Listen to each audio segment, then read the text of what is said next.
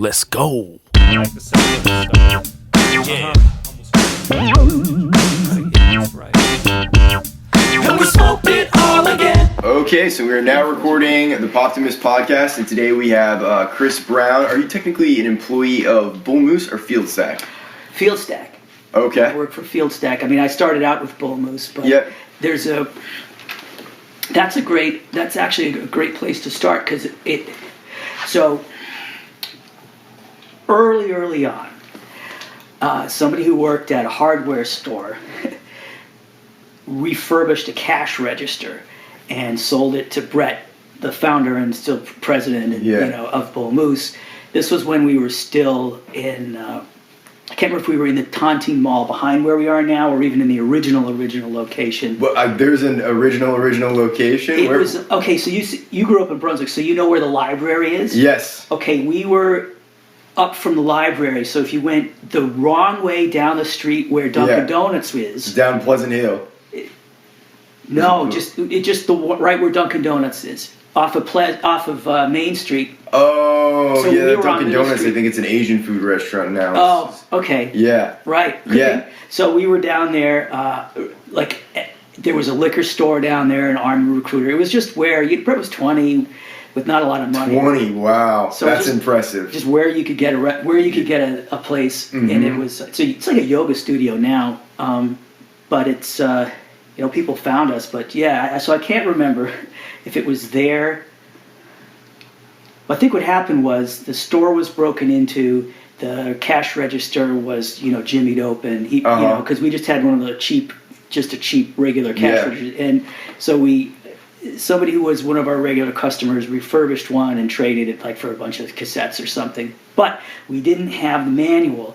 So when the sales tax rate changed in the early 90s, Brett, who had the money, the few $7,000 that he started Bullmoose with, came from a software job that he had had the summer between his sophomore and junior years. What year was this, are we talking here? 1989. 1989. So that was when the first Bullmoose opened in Brunswick. Uh-huh. Okay. So he said, well, all right, I'll just write a cash register program, just run on a PC. And he did that. And that was a really important thing because then as we really want to have, we want to keep track of, what we have in the store. So then he added a database onto it to see, what was selling. So your receipt didn't just say $10.99 CD, it would say, what it was. And we added the Bullmoose card. Mm-hmm.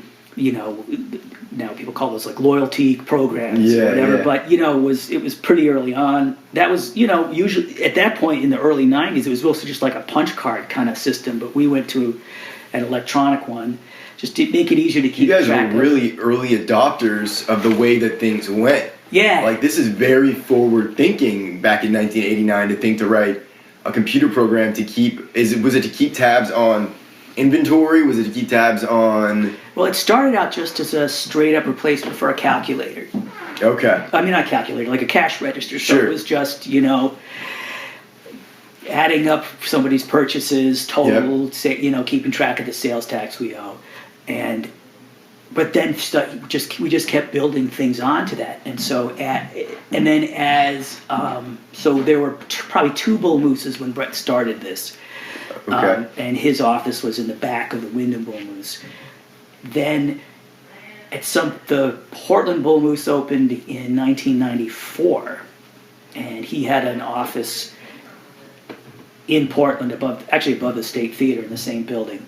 I think I know where those offices are. Yeah, they look they're probably nicer now, but then they looked like,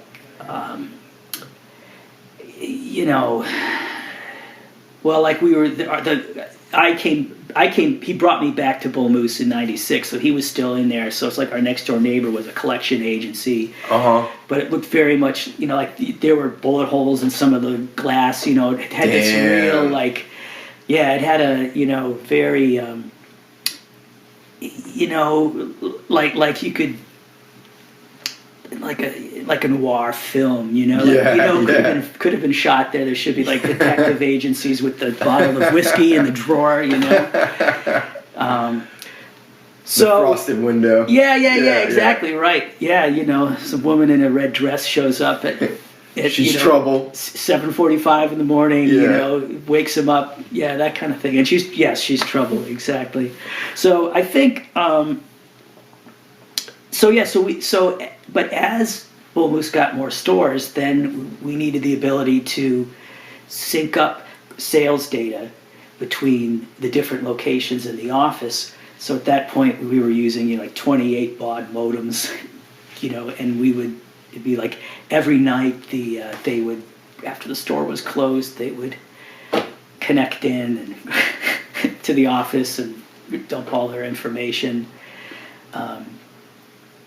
And so we kept adding these things. We needed a better way to track, to do purchasing old stuff, like just restocking things. If you sold 5, do you need 6? Do you need 5? Do you need 1? Where are you in the sales curve of an item? And a lot of the really intense analysis is done on that, and also on used pricing. The buy and sell prices are Okay, yeah. So maybe about 10 years in, we had, I guess it was in the mid-90s, we started getting to know people with stores in other parts of the country, and it started to get around that Brett had written this amazing software program to run Bullmoose, and so one of our friends just convinced him to license it to them. So then another company was set up, which we started off just basically selling it to friends. And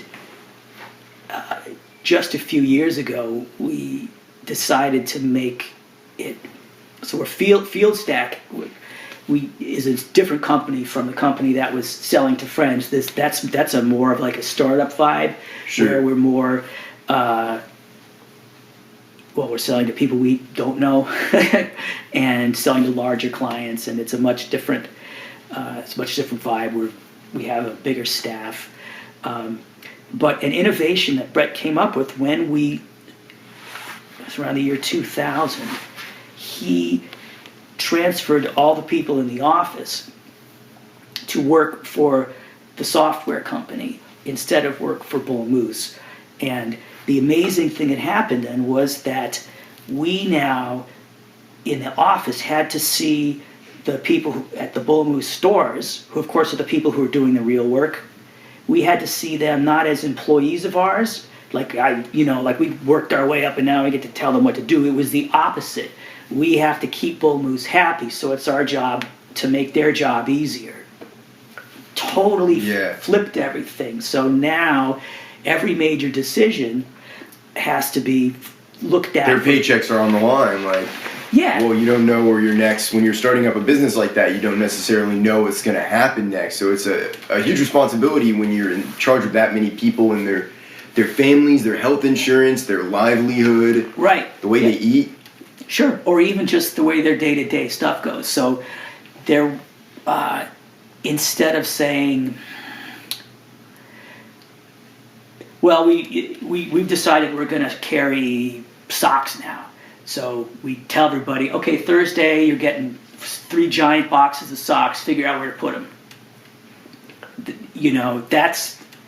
We could be like that, but if we're thinking of Bullmoose as a customer, a client of Fieldstack's, then it's, hey, we think you should sell socks. We've got them all on order, but we've got the plan here. But we've bought you a sock display rack. It's going to go here, or your district manager is going to come, and we're going to talk about how we're going to place it. Is there something else that should come down? So it's a much more of a collaborative process. Sure. And it's also way more respectful. Perhaps you've had a job where just stuff comes down from above you, and it just. Oh yeah. And it's like no explanation, no reason why. Yeah. No thought process behind it. It sounds like you guys really like including your employees, your internal clients, in on the process and letting them know what's going to be happening and why it's going to be happening. Yeah, absolutely. A lot of some of the good ideas for the software have come from just people who are working here. I bet. Like, hey, there's this problem, what if we did this? And like, how do you know, like, it's something that retail always has to deal with is you've got more stock than you've got extra copies of whatever it is in the back room or under the bins or whatever. And what do you do when one sells out of the bin? And how do you know to put another copy in? So somebody just started putting dots on the copies that were in the, like a dot on the price sticker. I worked at Bullmoose for 2 weeks. Oh, did you really? Yes. Oh, no kidding. And in Brunswick, I took the job, and then it ended up being like, oh, I actually don't have enough time to do this. Oh, really? Yeah, but I worked over there. It was a great experience, but unfortunately, I had a job that was like 60 hours a week already. Oh, so wow. I could manage both. But I learned like a little bit about how you guys run the store, and that was another reason why I wanted to come in, because it's interesting. It's so interesting. Like the way that you guys do inventory is different in the way that your ordering system works, because it's based on algorithms of what people buy in the store, right?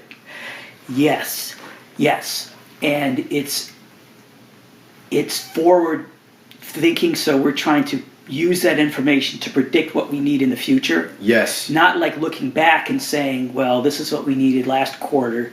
It's we're trying to get a whole bunch of trends all in there. Yeah. It's projection towards the future. Yeah, and there's some weird stuff in there that, one thing that, there are items that don't sell very much, but the people who buy them buy a lot of other things. Yes.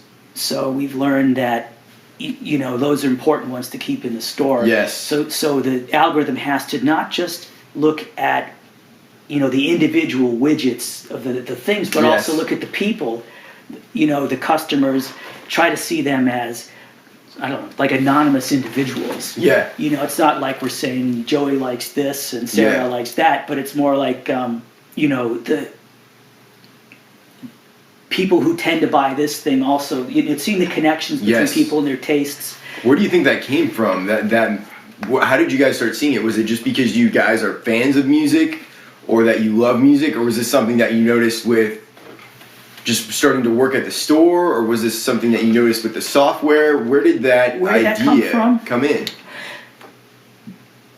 We were looking at the jazz section down at the Portland store in the late 90s. I forget the exact year.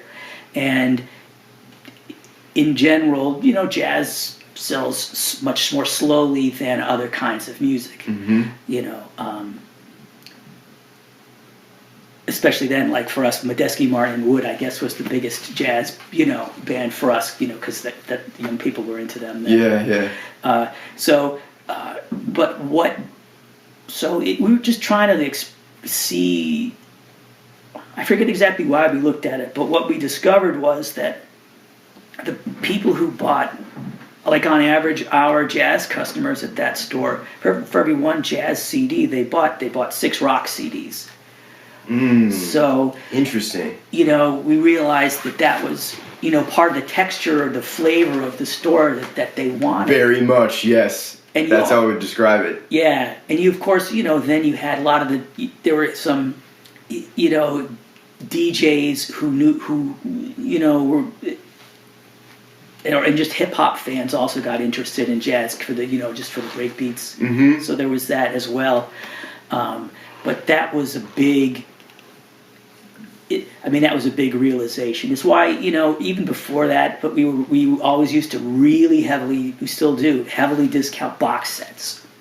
Again, figuring that anybody who's going to buy a box set is surely going to be, they're probably regulars, Yes. So let's cut them a deal on something that they, will mean a lot to them, know? Try to give them a better deal on something like that. So there's a lot of, but a lot of it just comes from observing and then wondering why does it work this way? It's a very scientific approach, the way that you guys are studying. Like that's what I would call it. You're researching, you're studying, you're trying to see what what your hypothesis is. You're trying to figure it out, and then you're trying to prove it through scientific method, and either it fails or succeeds. You're absolutely right. Yeah, when we change things, we keep track of the date so we can do a before and after. If we move the display, like, I don't know if you've been at the Scarborough Bullmoose recently, but did you see how we switched? I haven't been there in about 2 years, so I just got in from Nashville, but I'm going to be going there definitely before I leave. I always make the pilgrimage. Well, remember how when you walked in, there was this like wall, just like a freestanding right wall across from the registers, right? Yeah. Well, now we switched the registers in that wall so that the registers are in the middle of the store, like they are in some other Bullmoose locations. Sure. So, and then what had been the new release display is up against the front windows, kind of more where it is in some other Bullmoose locations. So it's a little more. So, that's the kind of thing you want us to have work. Was that a good idea? So, you can test things. Does putting the staff closer to the center of the store, can they do better customer service? Can they? So that was kind of the purpose of it? Yeah. Yeah. Interesting. Because the way it was before, that big wall blocked off so if people are at the register, and there's a counter there, sometimes they're doing work, not just checking people out. It blocked their vision of a chunk of the store. So if somebody was like looking around, like they couldn't find something. Now they can see them from a whole. Yeah, right. Yeah, like a 360 view if it's in the center there. Right. Wow. Yeah. So, but that's the kind of thing you just task through. Years. You might have noticed that when we moved, we integrated the used CDs and DVDs into the regular section. So, we tried that in one store because we weren't sure. Does that make it easier for people to find the used one? I think it does. That's still the way it is, right? Yeah. You have everything still mixed in. Yeah. Well, we were like, but the question was, but we also knew that there's some people who want to only browse the used because they're looking for like the bargains. Sure. And they don't want to look through the whole store. They just want to. So, are we going to be? So we're going to be helping people. One group of people, who shops one way, but we're going to make it harder for people who want to shop a different way. So we tried it in one store, and saw that there were more people who enjoyed looking for a new movie and then finding a used one right next to it. Yes. Way more people like that than those who had trouble. Only wanted to look through the used section. Absolutely. It's the experience. Like Bullmoose is an experience when you go there. I think that's what you guys succeed at. I think that's why you have such loyal. I don't even want to say customers. I want to say fans.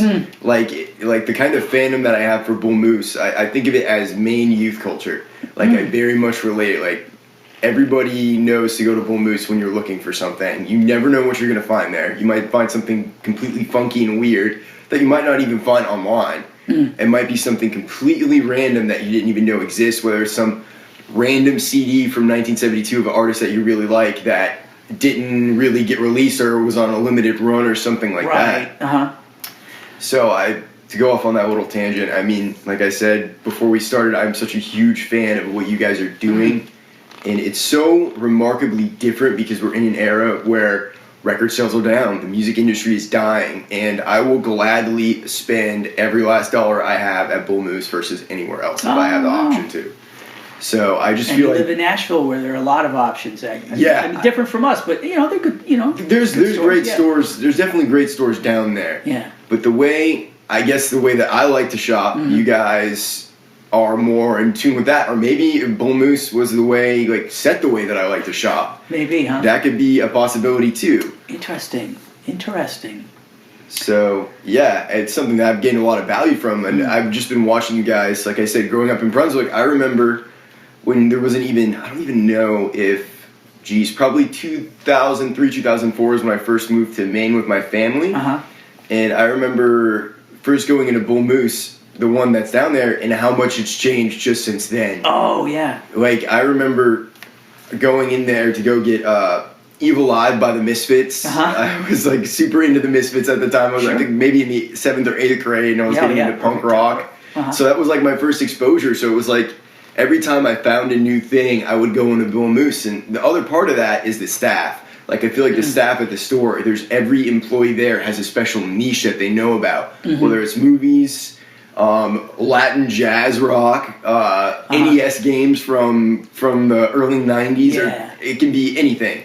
Like, everybody has their specialty. And it's just very interesting to me the way that you guys have run things, and it comes from a very genuine place. That's cool. Yeah, that, to a certain extent, that is. I mean, getting people who know different things is planned. Absolutely. I mean, I recall when, because I was responsible for hiring the initial staffs for the Lewiston and Portsmouth stores. Those were the ones we opened in 1996. And this was before we were selling movies and video games. It was just music. And so I was very careful. I remember thinking, okay, we've got, somebody, college radio station person. We've got, somebody listens to pop radio. There's a sort of hippie type woman who plays keyboards in a blues band, trying to get, and then sort of trying to get these different personalities, all the slices of the pie, so that to represent more. And now what we've come to realize is that even more important than having that a good spread of people with just knowledge of different areas, that deep knowledge. Even more important than that is finding people who, like, really at their core, deep down, want to help other people. Yes. So it's about connecting with people. Like, it bothers me, like High Fidelity. I mean, Jack Black's character is funny, but I wish that people didn't think that people who worked in independent music stores were snotty like that. Yeah, because I mean, sometimes they are, but it's like, I mean, but it's the same way. It's just a numbers game, Yeah. Numbers game of life. But we really don't think that that's the. We want everybody to feel welcomed. Not like sure. Tolerated, like like you're buying a Stevie Wonder for your daughter. Like, good. I mean, now anybody would be praised probably for buying Stevie Wonder for their daughter now. But we like to. It's definitely more about the, that attitude, because there's just this flood. I mean, our database grows by it's right around. It changes it week to week, but it probably averages about 5,000 titles a week. 5,000. Like new titles come into the store? No, come into our database. We only bring about 500 new items in a week. Okay, so this is just. So when a new thing comes into the database, what happens from there with it? Okay, well, there are several people here who are called, their job title is buyer, and they go through what used to be paper catalogs and curly faxes, but that are now mostly PDFs, where they just get information, and you have. I think I have a print one, so like you get a little magazine and the summary in there, but you get one sheet of paper about every release, and it's got whatever they think might be helpful for somebody who's trying to decide how many copies to order. So they'll talk about if somebody's going on tour, or if how many Instagram followers they have. Sometimes if that's how they're going to drive it, or they're opening for somebody, or their last album did whatever. Very interesting. Yeah. So they spend a lot of time going through those. And if you're a music lover, or a movie lover, it's fun. Yeah, I can really see that. I bet, man, just the way that the infrastructure that you guys have had, I just think it's very it's so fan oriented. Like I can tell that you guys are smart and you're business savvy in the way that you run things, but it seems like it's all coming from a very genuine, real place because you love what you do. Sure. It comes across in the vibe of the store. Yeah. So how intentional was? It sounds like it kind of was. I mean, going back to the employee thing, but Bullmoose has its very own funky vibe to it. Like, if you walk into a Bullmoose, every single one has its own character, I would say, that makes them all a little bit different from each other. Oh, good. But, like, as soon as I walk in, it smells a certain way. Like, it feels a certain way. The people talk to you a certain way. The store's laid out a certain way. And it all just feels very intentional and unintentional at the same time. It just feels like it all kind of came together through you guys trying one little thing at a time, and it slowly just changes into what it's probably grown into. Yeah, that's a really good observation. And I think a lot of it is Brett's personality. There are only a few of us, 2 of us, I think, in this building who actually like worked the counter side by side with him ever. I love hearing that. I do love hearing but that. But there are 2 of us still here. Yeah, exactly. There's me and then our director of operations.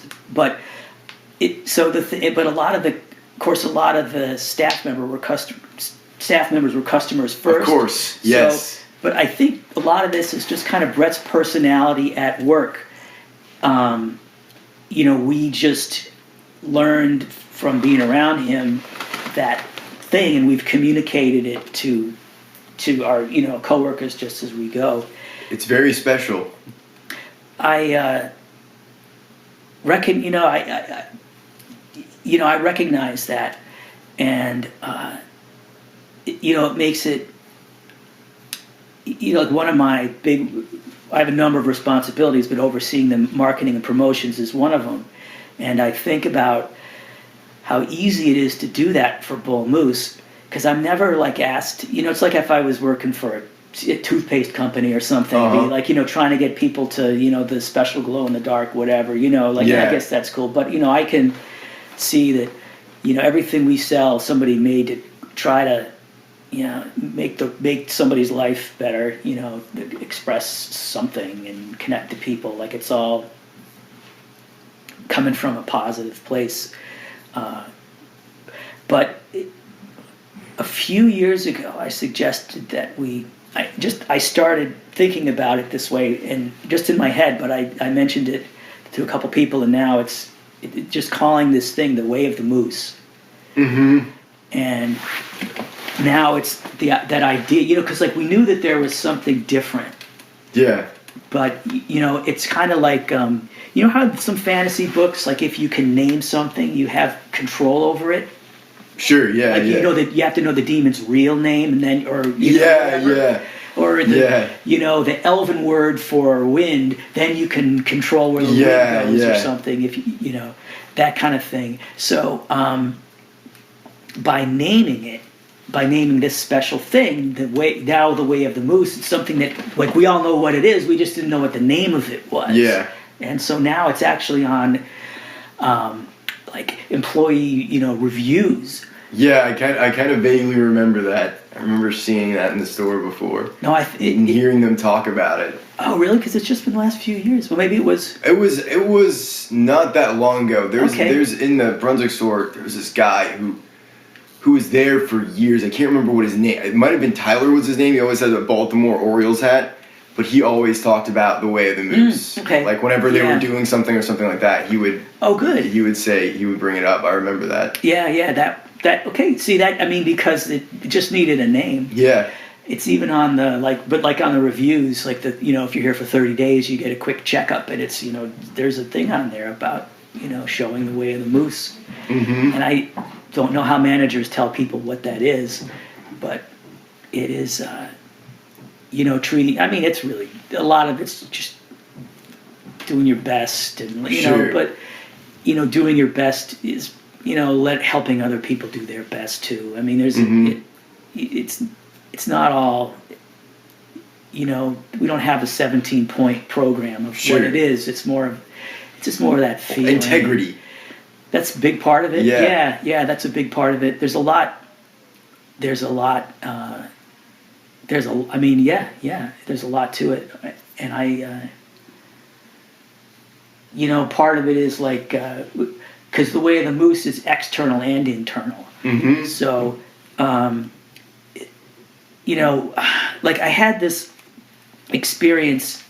I was thinking about this just this week, actually, in just thinking about what we might be talking about.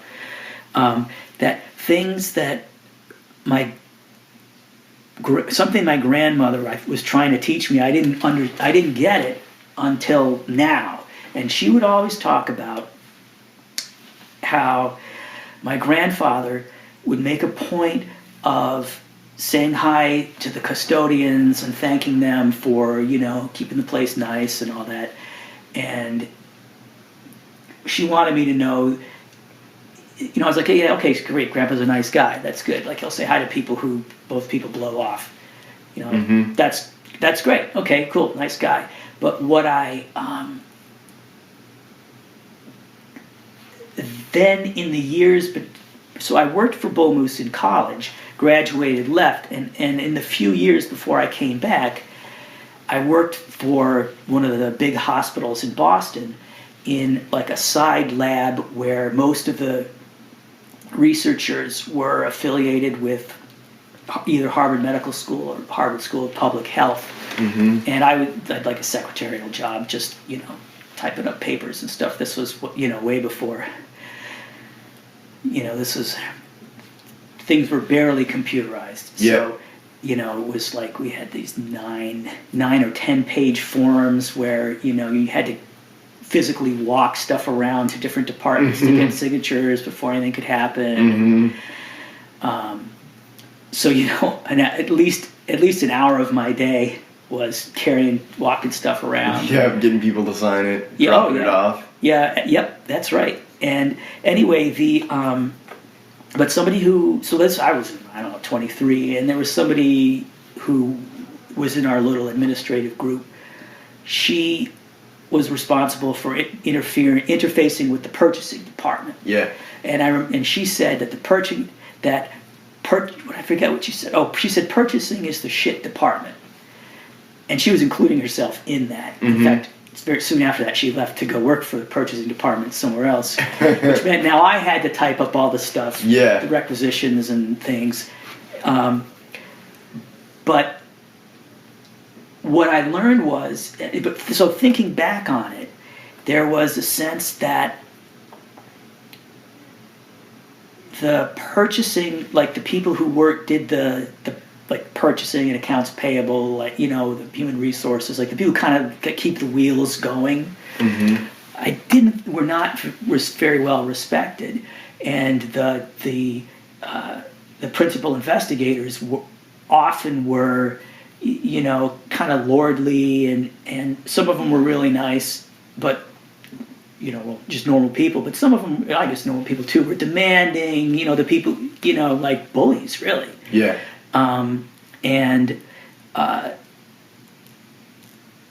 So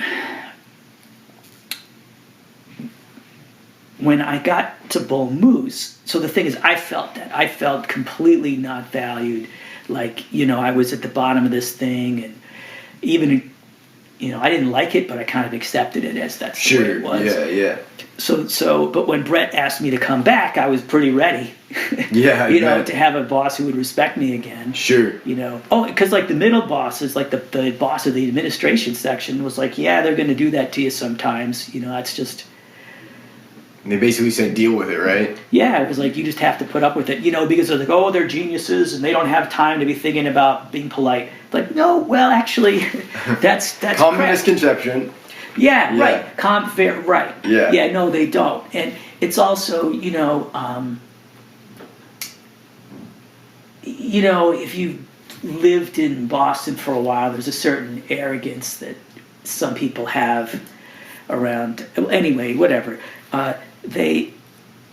So when I got back here, Brett always said that, the people who work in the stores are the ones who they're the ones who create the money. They're the ones who put stuff out, sell it, take the money for it. Mm-hmm. So you have to, have to respect them. And so when I came here, my job remained making it easier for other people to do what they want to do. But the difference is, at the hospital, it was like I had to because I was a peon. But here, it's more like everybody's an important part of the team, and everybody has a role to play. And so, we all support each other, and that's how we get wherever we're going. The power of teamwork. Yeah, right. Yeah. Definitely, I can feel that environment just as soon as I walked in this building. The way that you guys have this office set up is very employee friendly. It seems like a clean space and a creative space at the same time, which I think is very important because sometimes those two don't always cross. It's kind of minimalist in here. I like it. I like the vibe. Yeah, thanks. I mean, the Fieldstack, it's the Fieldstack. Sure. For people who can't see, yes. My office is right off of reception. Of course, yeah. So, and all those plaques on the floor that you walked by, those were all hanging in the Portland store in the mid to late 90s, and we just got them out yesterday just to look at them. And, so that's cool. Yeah. Trip down memory lane. Exactly, yeah, and should we make shirts out of them or postcards or whatever? That's cool. Yes. See, I love like the thought process. They're just like this chain of thought that you just see growing at every single store in a different way. Like at the Brunswick store, I remember before they even had a lot of vinyl again, because I imagine, did you guys stop carrying vinyl for a few years, or how did that work? Brunswick had less vinyl around the time you were there. Yes. Probably because you would, if I get the timing right, you were there probably after the water main break above us. Yeah, I don't know anything about that water main. So there are 4 apartments up above the Brunswick store. Yes, we always used to joke that we would buy the building and all live upstairs. Yes. But there some plumbing work was being done or in construction or something. So somebody with his sawzall remembered this. He cut a sink off the wall, but he hadn't accidentally cut a sink right through the pipe. Oh shit. And so then he came running downstairs saying, "Where's the water shut-off valve?" Which, of course, you shut the water off before you start doing things like that. Yeah. I mean, he's lucky he didn't hit something electrical and kill himself. But yeah, no kidding. I think he didn't know that the pipe. He was on maybe the other side of the wall, but our store flooded because where the water shut-off thing is, it was locked or in a weird closet and nobody knew where it was. Yeah. And it took a while, but a lot of the records ended up a lot of water damage on the records. Oh, so we lost a whole 8 or 12 foot display of records. Damn. Yeah, I mean, a lot of them were cool, but a lot of them were also 12 inches and things that, we just had one too many copy of, and now it's like nobody wants that song anymore. Yeah. So it maybe gave us more room to kind of start over. Yeah. Yeah, I mean, it's, I remember basically, well, there was definitely lean years for vinyl, but you notice once vinyl started going back up, I think around the same time, I noticed Bullmoose really started carrying a lot of new vinyl, and things started changing. Things have just slowly started expanding. I remember there was probably, it was a pretty small section. I don't even know how big I would say this is. Maybe it was 4 by maybe 2 feet or something like that. It was just one right next to the registers, and that's where all the new vinyl was. And I would always go in there every week. This was probably my senior year in high school, so around 2010 is when you guys, I think, really started getting a lot of new vinyl that I noticed. And I remember seeing, and this is funny, I told my friend Ned this the other day, I used to really hate Arctic Monkeys a lot. I used to hate that band. I eventually ended up loving them, but the funny thing is, I found, I remember seeing like Humbug by Arctic Monkeys there and being like, fuck this album, I don't want it, I'm not interested in it, I hate them. And a couple of years later, I ended up becoming such a huge fan that became one of my favorite records by them. And I remember kicking myself because I was like, I should have bought it then. And I remember seeing all the 45s, like all the 45s from that album too, which now you can get them all online, but they're kind of weird and like out of print and they're hard to find out of their entire catalog. And that album's considered like a fan favorite. But it's just funny to see how taste and how perspective can change over time. And like when my tastes matured, like I feel like Bullmoose was kind of maturing at the same time. Like the vinyl section started expanding more and more and more, and the book section got added in. You guys bought up the salon that used to be there in the corner, and knocked out those walls, and that became the book section. And I even noticed I was in there earlier this week, and I noticed that the book section had even expanded beyond what it was the last time I was in there. So it's beautiful to see. Like whatever you guys are doing, please keep doing it. Never stop. I hope you exist forever and ever and ever. It's such an important part. I feel as a musician, it was such a huge part of my development as a human being in discovering music and developing my taste and developing like my buying patterns. Definitely, like thinking of it that way, you know, because I have friends now living in Nashville. I have friends from all over. And a lot of them, where they come from, they don't have like a record store that they grew up with. And I feel kind of, I guess, lucky in the experience that even though I was growing up in an era that didn't really have that, I had that in Bullmoose. And it was such a huge part. And it's a huge part, I would say, of Brunswick culture too. Like during the summertime, like the thing is to go to Danny's Hot Dogs, like walk around downtown, go into Bullmoose, go get some gelato, maybe go get a donut or something. Sure. And it's such a huge part. I feel like you guys are part of the community and a huge part of Brunswick, a huge part of Maine. It's such a large... I'm a total fanboy, as you can tell. No, it's wonderful. I mean, it's so nice. It's so nice. I have a question actually about Record Store Day. Oh, yeah, sure. What role did you guys play in Record Store Day and it coming online a little bit more? Okay. Well, I proposed it. I guess that's the role we had. I said, let's pick a day and I'll get as many stores as we can to. So it started with you guys. Yeah. Well, yeah. I mean, like we didn't do the first one. I mean, we were one of the 600 locations that did the first one. But at the time was the. So if you.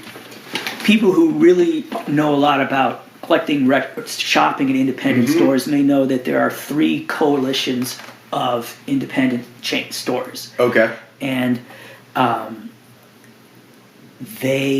we started working together. It was actually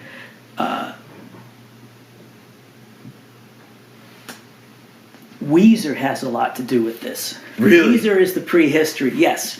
So you may remember that there used to be like the big box stores would fight with each other and they'd have like, a Celine Dion extra song for one chain, to get it. Like FYE and... Yeah, or like Target and Best Buy. Like the bonus track thing. That's exclusive to their thing, sure. Right? So, that was always a...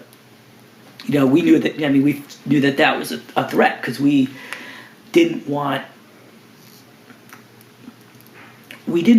to lose that. The pop fan. We wanted them to come to our stores, and we could match their pricing and lose money on those items, but we couldn't create stuff. So we went to Interscope and said, what do we need to do to get one of those things done? And they said 25,000, probably thinking that they were that was too high a number for us. So the guy who a few years later I was very heavily involved in Record Store Day, he just kind of went to all of us and said, well, here's the thing. If we can do, we could get a Weezer EP, but, we have to buy 25,000 between all of us. So what that required was the 3 coalitions all working together. Beautiful. It turned into, we'll take 10, you take 10. It's like the Justice 5. League of record stores. Yeah, exactly. You're right, but you're right. You've got there's the Justice League, and there's the the Teen Titans, and whatever, the Legion of Superheroes. Yeah. And sometimes they all and so Record Store Day is the big crossover saga. Multi. It's the blockbuster event. Yeah. So, but to get there, so we got this Weezer thing to happen, and it was a big splash because it was the first. It was great, and not only was it wasn't just like an extra song at the end of the Weezer album. It was all like it was Record Store Day. This was before Record Store Day. Okay. So this was only going to be available at The Lion and the Witch is what it's called. I know that EP. Yeah. Yeah, it's like B-sides, I think, but that was I think you can get it digitally now, but it was originally it was created for us, and it was. And then Regina Spektor recorded a live EP at Bullmoose.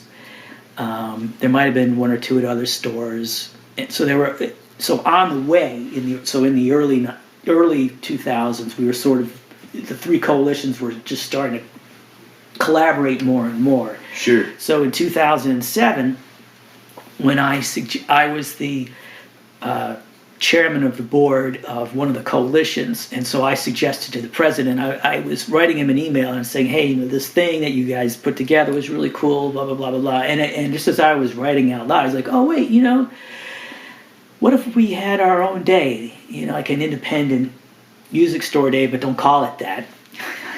What did I say? Independent. Don't call it Independent Record Store Day. But, we have a day where all the stores just do whatever special thing they like to do, whether it's a barbecue or whatever their idea of a good thing is. Yeah. Do what they would normally do if they were going to have a special party, but let's all do it on the same day and call it a holiday, because people will notice then. Yeah. That was right after a lot of the big chain stores had been closing stores like crazy. Like they built too many stores in the 90s, and then you didn't need like there's companies were buying other companies, and then they'd own it was kind stores. of cannibalizing itself. Yeah, right. Like they would have, which I'm sure you'd be like, well, we have 2 stores in the same town. I mean, really, in a block apart, we don't, one in the mall, one right outside the mall. We don't need both. Yep. Especially since there's other stores right in there, and so they were wise to close them. But it made everybody get really nervous. Mm-hmm. So, what I thought was really important was to turn the narrative a little bit, because there's all this press about the CD's dying, music industry's over. It was really negative, and especially when Tower closed, that was a surprise to everybody outside the music industry, and people inside were sad, but maybe not quite as surprised. But what independent stores and independent labels generally were feeling those were years of growth. Mm-hmm. So we were growing through that period, having great things were happening, but nobody was talking about it. What do you think the reason was for that growth? What could you, if there was a few things you could attribute it to, that, and like we were talking about earlier, and an era where things were kind of on the decline, you guys seem to be on the upswing. Well, some of it, I mean, in the case of Bullmoose and the stores that were using our system at that time, I mean, that had a lot to do with it. The efficiencies, a lot of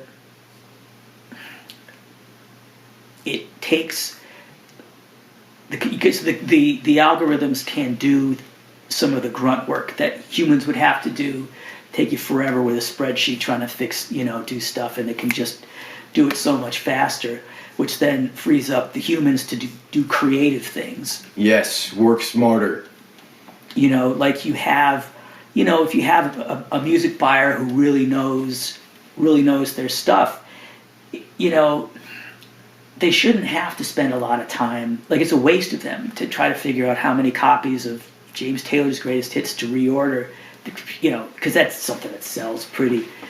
Maybe you're better off having that person come up with a big display of whatever, the new wave of British heavy metal, display, that a computer can't do that. Yes. Or, the human element. Yeah. Like, computers are good at some things, and we are good at some things. Yes, beautiful. I love hearing the way that you guys really embrace, like, it sounds like right from the beginning, with open arms, you embrace technology becoming a part of your business, and it's so refreshing to see, especially, I mean, you guys are like the final step in the music business.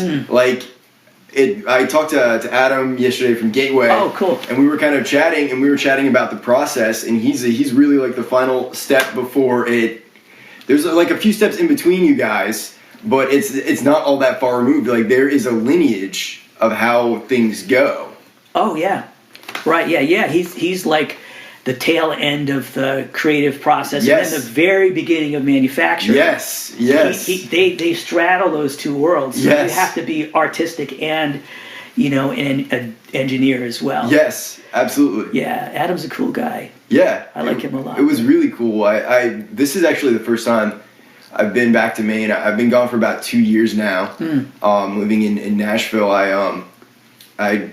I'm 25 now, and basically from the time I graduated in 2010 until now, I've always left for a little while, come back home for a year, maybe left for another year, came back home, and Nashville has really stuck. But the one thing that I always miss Maine, I always love it, and it's very special to me because this is where I grew up. But yeah, I mean, again, I can't praise you guys enough, and really what you do, and how fantastic I think it is, and how important I think it is. And I hope that there are still youths today. There's some kid in 7th grade who's going to discover Miles Davis there for the first time on accident. Oh yeah. Yeah, something random and totally accidental. And it seems to just be the kind of culture and the kind of environment that you really foster. That's great to hear. And I do feel some of that responsibility. You sort of shade it over into this thing that I feel we have a responsibility to stay open and please keep it so you can just walk into, like when we added books into our Waterville store, there was no book. I don't think there was a bookstore in I know there was no bookstore in Waterville. There might not have been a bookstore in the whole greater Waterville area. Yeah. Like one that was going to have a wide variety of books, like a 4,000 square foot book department, because the Mr. Paperback that had been there had closed. They closed all their stores. So as soon as they were next door to us, and so as soon as they did, everybody was saying, "When are you going to start putting books in there? Bullmoose, you should take it over." And we've, you have to deal with the landlord before that. Yeah. Perhaps it could take some time. So how much see if you can actually answer this. How much of a role does a fan actually play? Are you guys in contact? Are you listening to people who shop at the store? Are you asking their opinions? Are you noticing the buying patterns? Are you how do you make, I guess, and you probably answered this a little bit earlier, how do you make a decision to try something new? Well,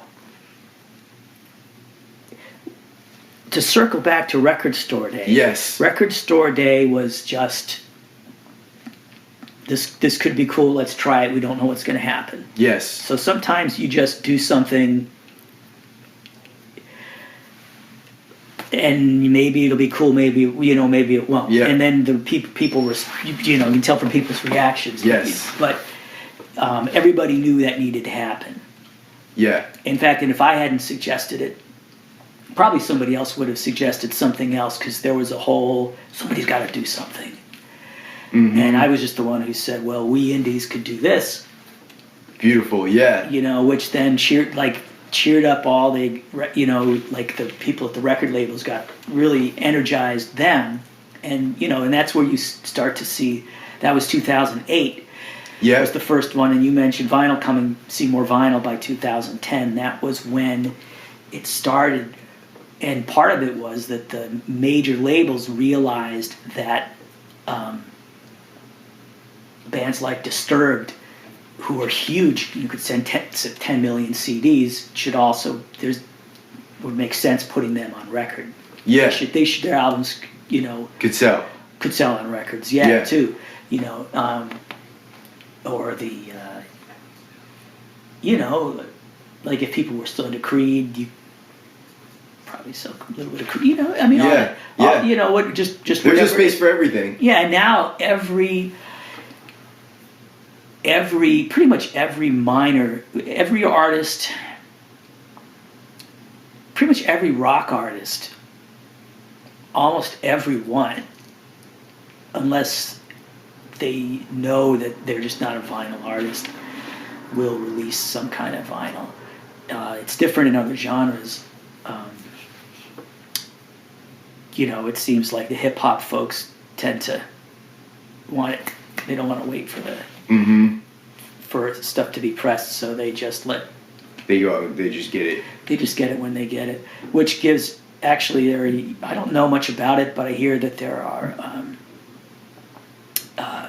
that stuff just gets bootlegged, so people may just take it, buy the CD, and then use that to make in Europe, some just to make illegal copies on a.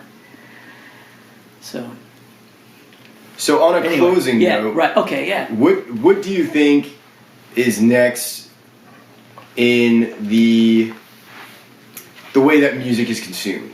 Like, we've seen so many changes happen through time, whether it's been vinyl, then 8-track, then cassette, then CD, now MP3. I don't think this is the final form. I don't think digital is necessarily, that MP3 is the final form. I don't know what is next. I don't know. I think this is all very exciting. I don't really know what I'm trying to say, but if you had to make a prediction, knowing technology and kind of trying to look towards the future, what would you say is next in the way that music is consumed? Where do you see it going? All right, so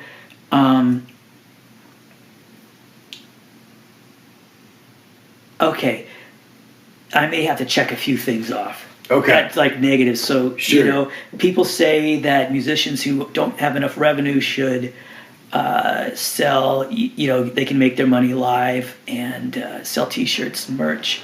The thing is, we don't need enough clothing to support a large number of, you know, like how many records do I have? Yeah. My own in here, you know. Yeah, I can see you have quite. Like a lot of that's my, you know, just my personal collection. Yeah, collection. I brought in, and you know, it's like I don't really want. Well, a lot of those people I couldn't get T-shirts, but let's pretend I could. I wouldn't want 25 band T-shirts. Yeah. I don't want 25 T-shirts to begin with.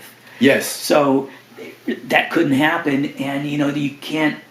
Some people can't tour. You know, like if you said to someone like Nick Drake, you have to tour. He's like, I'm terrified. You know, I need to play one gig. Yeah. Or something like that. So there has to be some way of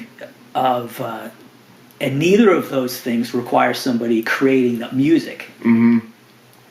So, and there's no digital model now that is going to provide enough money to feed a generation of musicians. So and I know people are fighting a lot about how that money gets distributed. I think the problem is that there may just flat out not be enough of it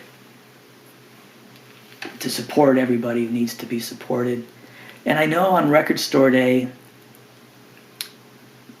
last year. No, maybe it was Black Friday in England. Yeah, whatever. One of the 2 record store days last year in England, it was reported that the revenue from vinyl that day surpassed the revenue from maybe the units for like paid, subscription. Mm-hmm. So it was like the biggest thing. And in the U.S., the money that comes from vinyl, which is 2% of the sales, that's more revenue, like revenue as in money paid to the record company to get dispersed to the, the recording studios and musicians and everything. Mm-hmm. More money comes from vinyl than from the freemium things, just whatever little bit they get from people watching the videos on Vimeo and YouTube and Spotify and all those things. Yeah. So,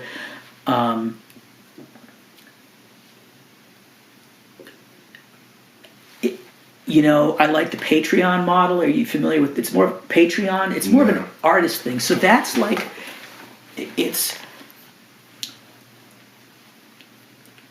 you pay somebody a monthly fee, whatever it is. Yes. To get basically to allow them to keep creating. It's like kind of in the Renaissance, right?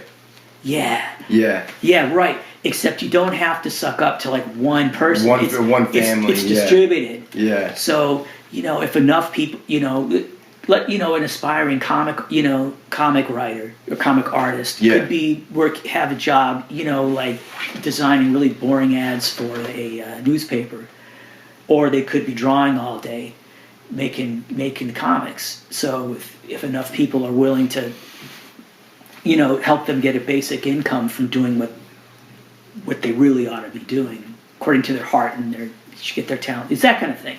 Yeah. So I think you could get that happening with music. From artists who don't mind sharing little bits of things as they go. Sure. So like a subscription-based model. It's almost similar, maybe not quite like this, but what Jack White is doing with Third Man. Mm-hmm. Like they have the Third Man Vault, and you can get a subscription to that, and it comes in the mail, so on and so forth. Yeah. Mm-hmm. Great. Hey, well, I really appreciate you coming on. This has been very mind-opening. Cool. And like I said, I'm a huge fanboy of Bullmoose, and it's impacted me greatly, and I knew if I was coming home that I wanted to sit down with someone to talk, so I really appreciate it. Oh, cool. Well, I'm happy to do it. Awesome. Yeah, I love these. Thank you.